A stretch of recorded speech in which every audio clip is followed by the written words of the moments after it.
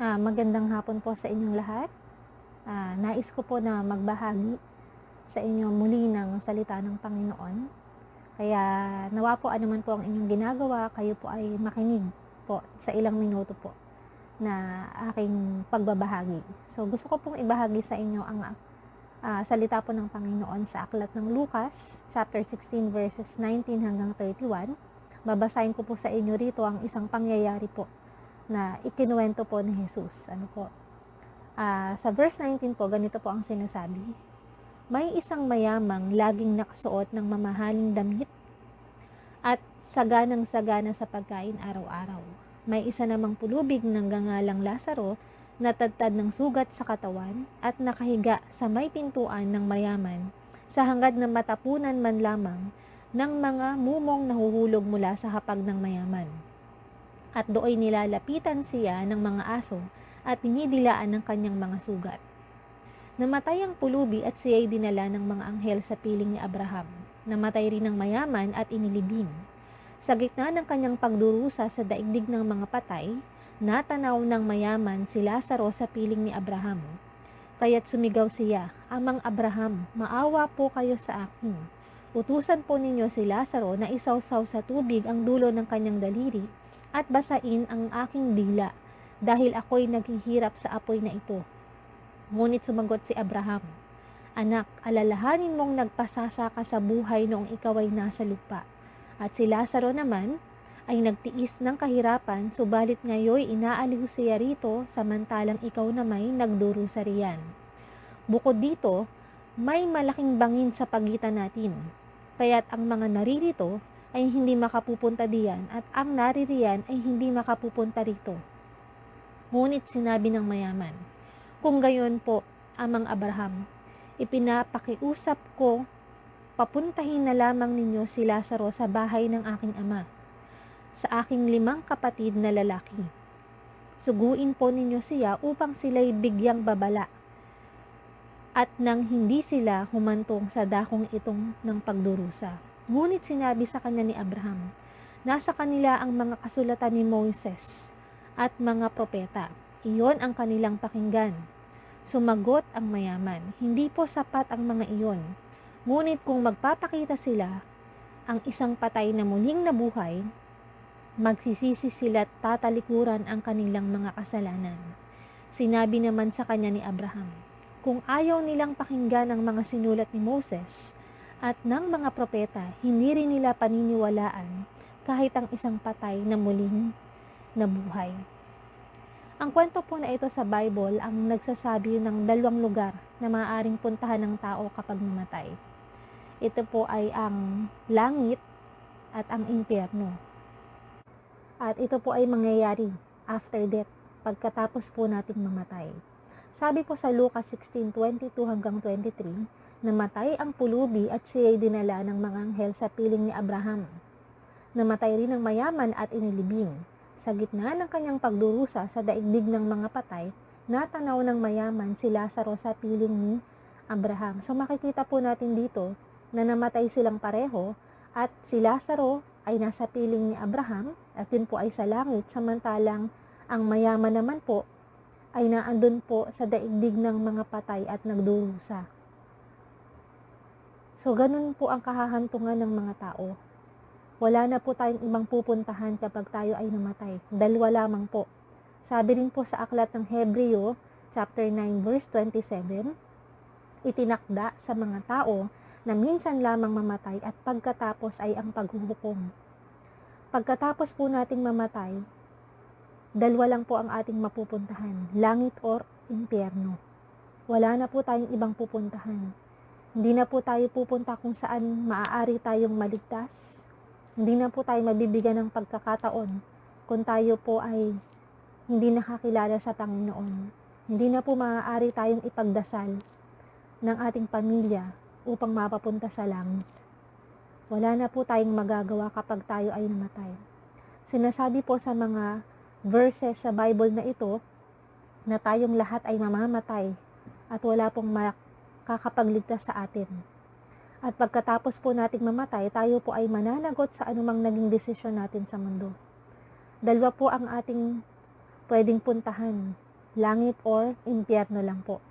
At nakita po natin na si Lazaro ay napapunta sa langit, samantalang ang mayamang tao po ay napapunta sa impyerno. Tignan po ulit natin, sabi sa verse 24, sa Lucas 16:24, kaya't sumigaw siya, Amang Abraham, maawa po kayo sa akin, utusan po ninyo si Lazaro na isawsaw sa tubig ang dulo ng kanyang daliri at basain ang aking dila, dahil ako'y naghihirap sa apoy na ito. Ito po ang buhay ng taong mayaman matapos siyang mamatay. Nagpakasasa po siya sa marangyang pamumuhay, ngunit hindi po siya naligtas ng kanyang kayamanan. Matapos po niyang mamatay, diretso po siya sa impyerno kung saan merong walang katapusang paghihirap sa dagat-dagatang apoy. So makikita po natin na hindi po siya nakapaghanda nung siya po ay nabubuhay pa. At tingnan naman po natin ang nangyari kay Lazaro. Si Lazaro po ay pumunta sa langit kasama ni Abraham at siya po ay merong magandang buhay doon. Bakit po ganon ang pangyayari sa buhay nilang dalawa? Na po, magkaiba ang kanilang katatayuan sa buhay nung sila ay nabubuhay pa at magkaiba rin ang kanilang pinuntahan nung sila ay parehong namatay. Pero may isa pong bagay na pareho silang dalawa. Sabi po sa Romans 3:23, sapagkat ang lahat ay nagkasala at walang sino mang nakaabot sa kaluwalhatian ng Panginoon. Sila po ay parehong ipinanganak ng mga tao. At sila po ay parehong namuhay sa mundo. At sila po ay parehong ipinanganak na makasalanan katulad nating lahat. Sabi po sa verse na binasa ko, lahat ay nagkasala. Ngunit minsan sa buhay ni Lazaro, siya ay nakakilala kay Jesus at nagkaroon ng relasyon sa Panginoong Diyos. Ngunit ang mayaman naman po, dahil sa kanyang kayamanan, nagpakasaya siya at hindi po niya piniling kilalanin ng Panginoon sa kanyang buhay. Kaya po siya ay tumanggap ng kaparusahan. Ano po yung kaparusahan na yun? Sabi po sa aklat ng Romans 6:23, sapagkat kamatayan ang kabayaran ng kasalanan, ngunit ang walang bayad na kaloob ng Diyos ay buhay na walang hanggan sa pamamagitan ni Kristo Jesus na ating Panginoon. Kapag ang isa pong tao sa kanyang buhay sa mundo ay hindi nakilala si Jesus at hindi tinanggap si Jesus sa kanyang buhay, pag po siya ay namatay, matutulad po siya sa taong mayaman na pupunta diretso sa impyerno at wala po siyang magagawa. Wala po siyang magagawang paraan upang siya po ay maligtas pa sa impyerno na yun. Meron lang po tayong pagkakataon na pumili o magdesisyon ng ating pupuntahan habang tayo ay nabubuhay pa.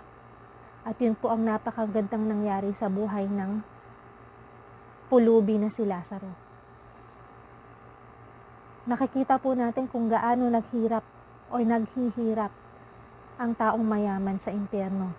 Sabi po sa ating binasa sa Lucas 16:24, kaya't sumigaw siya, Amang Abraham, maawa po kayo sa akin. Utusan po ninyo si Lazaro na isawsaw sa tubig ang dulo ng kanyang daliri at basain ang aking dila, dahil ako'y naghihirap sa apoy na ito. Isipin po natin mabuti. Gapatak na tubig lamang po ang gusto niya at makakaramdam siya ng kaginhawahan. Gaano po kainit sa impyerno. Gaano po kadami ang apoy na kanyang kinalalagyan. Ganun po ang buhay na mangyayari sa isang tao na hindi po tatanggap kay Jesus sa kanyang buhay dito sa mundo. Maaaring siya po ay makaranas ng masaganang buhay, mabili niya ang lahat ng kanyang gustong bilhin, makatira sa isang magandang bahay, walang karamdaman, ngunit kapag siya ay namatay, ito po ang mahuhuli sa lahat. Tignan pa po natin sa mga sumusunod na salita ng Panginoon sa Lucas 16 verses 27-31. Ngunit sinabi ng mayaman, kung gayon po, Amang Abraham, ipinakikiusap kong papuntahin na lamang ninyo si Lazaro sa bahay ng aking ama, sa aking 5 kapatid na lalaki. Suguin po ninyo siya upang sila'y bigyang babala. At nang hindi sila humantong, sa dakong ito ng pagdurusa. Ngunit sinabi sa kanya ni Abraham, nasa kanila ang mga kasulatan ni Moises at ng mga propeta. Iyon ang kanilang pakinggan. Sumagot ang mayaman, hindi po sapat ang mga iyon. Ngunit kung magpapakita sa kanila ang isang patay na muling nabuhay, magsisisi sila tatalikuran ang kanilang mga kasalanan. Sinabi naman sa kanya ni Abraham, kung ayaw nilang pakinggan ang mga sinulat ni Moises at ng mga propeta, hindi rin nila paniniwalain kahit ang isang patay na muling nabuhay. Ang sinasabi po ng Diyos dito na sinulat ng mga propeta at ni Moises ay ang Bible. Mayroon pong Bible ang kamag-anak, ang pamilya ng taong mayaman. Ngunit hindi po sila naniniwala o nananampalataya rito. Gusto pa po ng mayaman na pumunta si Lazaro doon upang bigyan ng babala. Dahil mahal po niya ang kanyang pamilya at ayaw niyang mahantong ang kanyang ama at mga kapatid sa buhay na meron siya. Ganun po ang pagsisisi ng tao. Ngunit huli na po ang lahat para sa taong mayaman. Dahil siya ay namatay na. Nagsusumama siya kay Abraham na bigyan ng warning ang kanyang pamilya. Ngunit hindi na po maaaring mangyari iyon. Huli na po ang lahat. At sa panahon po natin ngayon, totoo po itong nangyayari. Na marami pong nagbabahagi ng salita ng Panginoon o ng Bible. Marami po ang may mga Bible sa kanilang mga bahay. Pero katulad po ng pamilya ng taong mayaman na ito at katulad din ng mayamang tao na namatay, maaaring hindi po nananampalataya o hindi nagbabasa ang mga tao. Nasa Bible po ang susi upang tayo ay maligtas sa impyerno habang nabubuhay pa tayo dito sa mundo. Sabi po sa Romans 10:9 and 10, kung ipahahayag ng inyong mga bibig na si Jesus ay Panginoon at buong puso kang mananampalataya na siya'y muling nabuhay, maliligtas ka, sapagkat sumasampalataya ang tao sa pamamagitan ng kanyang puso at sa gayon ay itinuturing na matuwid ng Diyos. Nagpapahayag naman siya sa pamamagitan ng kanyang bibig at gayon ay naliligtas. Ito lang po ang kailangan nating gawin upang hindi po tayo makatulad sa kinahantungan ng taong mayaman. Habang tayo po ay may lakas, may buhay, may tamang kaisipan upang magdesisyon, ito po yung napakahalagang desisyon na pwede po nating gawin upang tayo pong lahat ay magkaroon ng kasiguruhan na katulad ng nangyari sa buhay ni Lazaro. Ito lang po ang kailangan nating gawin upang hindi po tayo makatulad sa kinahantungan ng taong mayaman. Tanggapin po natin sa ating buhay si Jesus bilang Panginoon na tagapagligtas habang tayo ay may lakas pa, habang tayo ay nasa tamang kaisipan pa. Kailangan po nating magdesisyon upang maging handa po tayo kung tayo ay mamamatay. Ay meron po tayong kasiguruhan katulad ni Lazaro na pulubi na matapos siyang mamatay ay nakasama niya ang Panginoon sa langit. Naghirap man siya dito sa mundo, pero kasaganaan, kapayapaan at pagmamahal ang buhay niya sa langit. Kaya yun po ang ating dapat gawin mga kapatid. Huwag po nating hayaan na mahuli ang lahat, katulad sa nangyari sa mayamang tao na hinarap ang kamatayan nang hindi niya tinatanggap si Jesus sa kanyang buhay. Simple lang po ang kailangan natin gawin. Sabi po sa verse na binasa natin, kailangan pong ipahayag ng ating bibig na si Jesus ay Panginoon at tagapagligtas natin.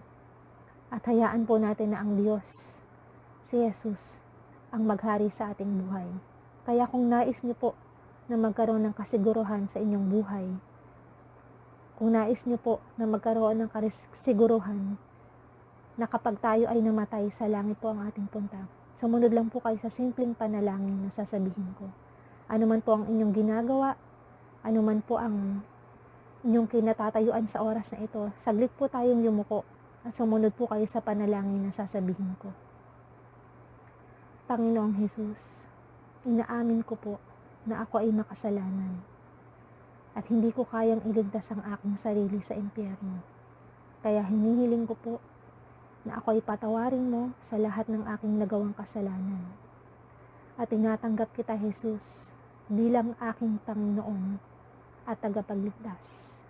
Mula po sa oras na ito, ikaw na ang maghari sa buhay ko. At ikaw na po ang maging Panginoon ng buhay ko. Salamat po, Panginoon, at alam ko po na ako ay binibigyan mo na ng kaligtasan. Salamat po sa kasiguruhan na ito at sa pagpapala na nanggagaling sa iyo.